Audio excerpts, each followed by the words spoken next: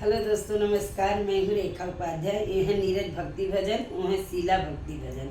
आज हम तीनों बहनें मिलके एक बहुत प्यारा कजरी गीत सुनाने जा रहे हैं। आप सबको अच्छा लगेगा तो कमेंट में ज़रूर बताना। हम बहनों का ज़्यादा से ज़्यादा सपोर्ट करना। ये शीला सिस्टर सुनाने जा रही हैं, आप सबको कैसा लगेगा कमेंट में जरूर छोटकी ननदी के बात ना सहाय पिया होई गया लड़ाई पिया ना। छोटकी ननदी